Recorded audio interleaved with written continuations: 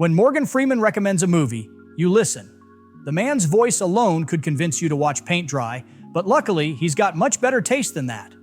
From hidden gems to timeless classics, these are Freeman's 5 favorite films. Morgan Freeman sees Ang Lee as one of the best directors in the business, and Life of Pi is proof of Lee's mastery in visual storytelling. Freeman was intrigued by the film's ending, where the truth of the story is left up to us. The visuals are stunning, but there's a darker story behind the scenes. The VFX team at Rhythm and Hues, who brought the tiger to life, won an Oscar for their work. Sadly, they went bankrupt just 2 weeks prior due to last-minute production changes and unpaid work. Even worse, Ang Lee didn't even acknowledge them during his Oscar speech. Freeman is a big fan of Clint Eastwood's work, and the Outlaw Josey Wales is one he can't pass up. "If I'm scrolling through and I come across it, I've got to watch it," he says. The film itself is a classic, but what many don't know is the drama behind the camera. Eastwood took over directing after the original director, Philip Kaufman, was let go, a decision that led to the creation of the Eastwood Rule, a Directors Guild mandate preventing cast and crew from replacing the director.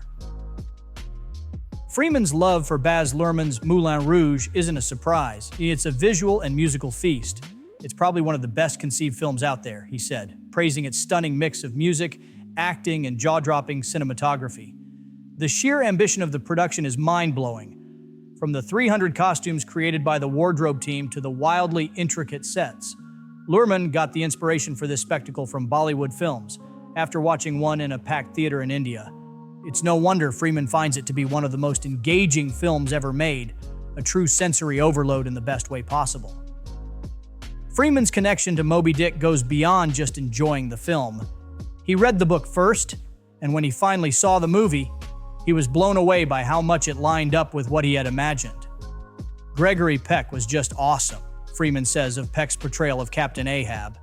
However, Peck wasn't as satisfied with his performance, later admitting that he felt too young for the role and struggled with the script's prose-heavy dialogue.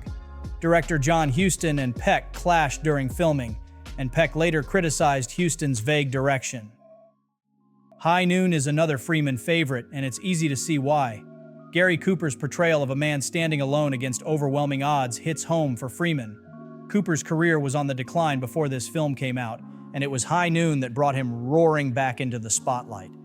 In fact, Cooper took a huge pay cut just to make the film happen, accepting $50,000 and a share of the profits instead of his usual $250,000. It paid off big time, winning him an Oscar and cementing High Noon as one of the greatest westerns ever made.